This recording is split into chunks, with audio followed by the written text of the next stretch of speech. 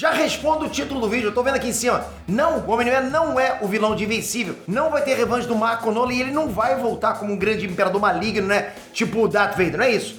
Se você achava isso, vê esse vídeo aqui pra entender melhor o personagem. Vai ser bom pra caramba, vamos lá.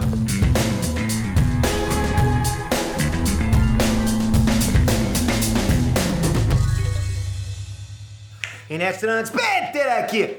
Exatamente, Invencível ainda tem muita história pra contar, né? Principalmente envolvendo a trajetória do Omni-Man. Quem viu só a primeira temporada da série animada, com certeza deve ter pensado que o vilão dessa história aí é o Omni-Man. Pô, o Omni-Man é o grande antagonista da série. Aí, quando veio a metade da segunda temporada, rolou o plot twist envolvendo o personagem. Afinal, o Omni-Man não é o vilão de Invencível. A gente vai explicar isso pra você aqui agora, então se inscreve no canal. Vai no embalo, pô! Se inscreve no canal, você vai curtir, eu te garanto que aqui é bem colorido, super-herói.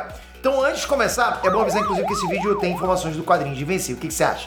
Vai ter spoiler, né? E como a história da série é praticamente igual ao do quadrinho, tirando um detalhe ou outro, lógico que isso aqui pode ter um spoiler ou outro pra quem acompanha a série.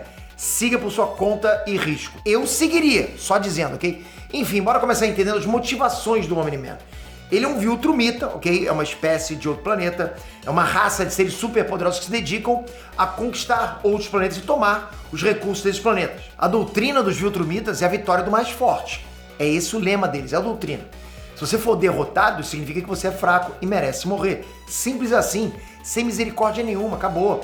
Nem mesmo para membros da própria família, os caras não perdoam ninguém. O Nolan, por exemplo, o Omni-Man, ele foi criado nessa doutrina. É uma parada que já tá nele lá no começo da história de Invencível. Mas uma coisa mudou.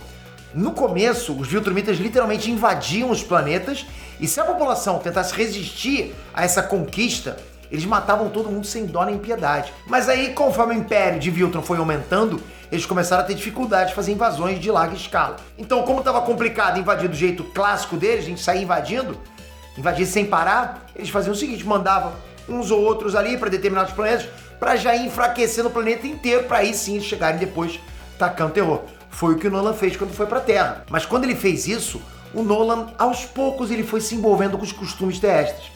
Vocês sabem como é que são os terrestres. Nós somos complicados, né? A gente envolve, né? Aí assim, né? Apesar dos defeitos, os terráqueos eram calorosos, amorosos, com os entes queridos. Ele foi aprendendo uma coisa que ele não conhecia antes, né? É algo bem diferente dos Viltrumitas. Então ele conheceu love, love, love, o amor. Fora que tinha ali muita individualidade, né? O que não tem em Viltrum.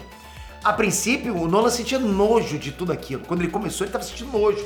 Mas com o tempo, principalmente depois que o Mark nasceu, ele começou a mudar. O cara nem percebeu isso, mas ele começou a gostar da Terra. E lá no fundo, ele queria largar tudo pro alto e viver aquele planeta lá o resto da vida dele. Era o que ele queria. Ele não admitia isso, mas ele queria isso. Mas quando o Mark ganhou os poderes e virou invencível, o Nolan não tinha escolha senão finalmente botar o plano de invasão em prática. E aí veio o que aconteceu na primeira temporada da série, vocês viram. Depois que o Nolan deu uma surra no Mark, ele podia ter matado o filho, mas foi embora. Ele podia ter finalizado ali, ou seja, completava a missão que ele tinha recebido, né? Mas não, ele não aguentou completar essa missão. Ele deixou talvez um dos personagens mais poderosos, que podem inclusive atrapalhar uma eventual invasão Viltrumita. Ele não completou isso. Então naquele momento o Nolan estava indo embora para nunca mais voltar. Exatamente, a gente achava que ele podia voltar a qualquer momento com um exército gigante de Viltrumita lá para conquistar a Terra. Mas não, ele foi embora, abandonou a missão dele de conquista. Isso é uma mudança gigante nele. Por que ele fez isso? Porque ele mudou. Ele não era mais aquele Viltrumita sangue frio. Porque se ele fosse, ele teria matado o Mark ali sem hesitação.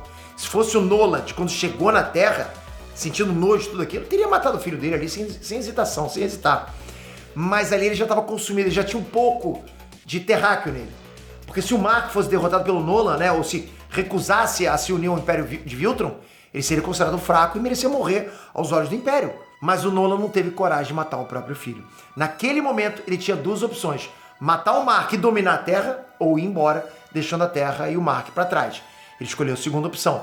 Mas, ao fazer isso, ele automaticamente se tornou um fugitivo de Viltrum também. Porque ele abandonou o posto dele, a missão dele. Sendo assim, ele passou a ser um traidor. O Nolan simplesmente abandonou tudo por amor ao próprio filho. Você viu o rosto dele, a feição dele, a emoção que ele sentiu? Dad?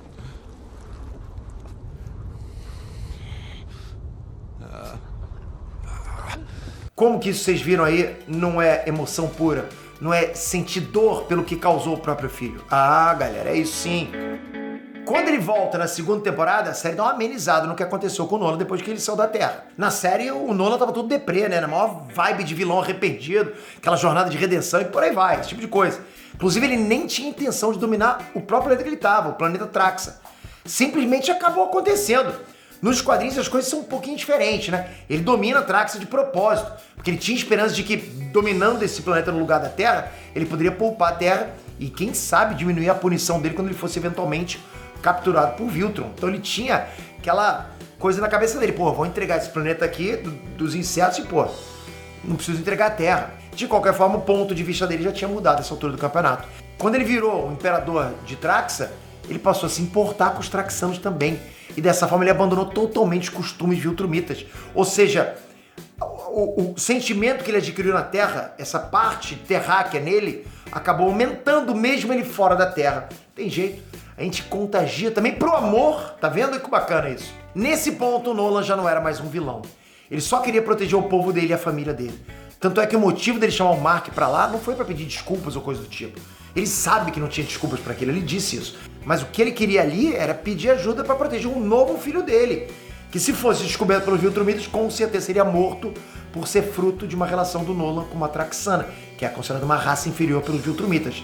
E quando os Viltrumitas chegaram e mataram a porrada de Traxanos, é aí que o Nolan se rebelou de vez e passou a lutar contra os Viltrumitas de forma mais aberta. Pô, não é maneiro isso, galera? Foi maneiro pra caramba ver o Nolan defendendo a própria civilização, o próprio povo que ele teria que ir pra conquistar, né? Não lembra um pouquinho Avatar? Pois é, né? Lembra também Dança com Lobos? Pô, lembra muito.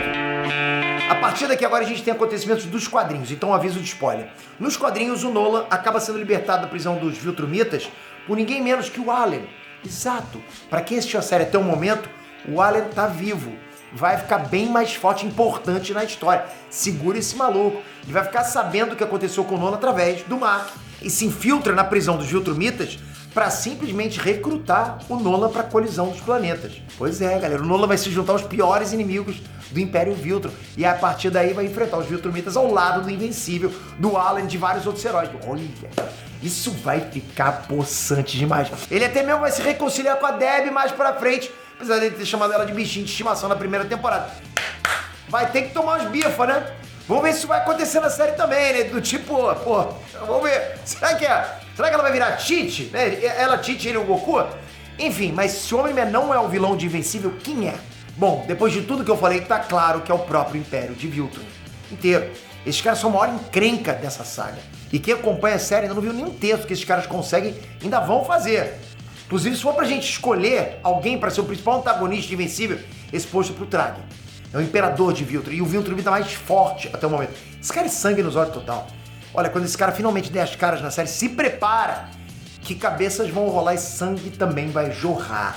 Literalmente, a cabeça vai rolar, explodir. Não, você entendeu, né? Quer mais vídeos de Invencível no canal? Metralha esses comentários, eu preciso preciso ler. Você escrevendo aqui embaixo, eu tô olhando, cadê? Vocês estão escrevendo que querem mais vídeo de Invencível? Então tamo junto, aí sim, né? Toca aqui agora, se inscreve no canal. Você tem que estar inscrito no canal. Se você não está inscrito no canal, você é um nerd desatualizado. Você não sabe o que está acontecendo no mundo nerdístico. Aqui é 3 por dia, sempre atualizando você. A gente ama isso, a gente respira isso. Só que você tem que estar aí com a gente. Então ativa o sininho na tua inscrição. Agora sim. Valeu, galera. Até a próxima. Fui!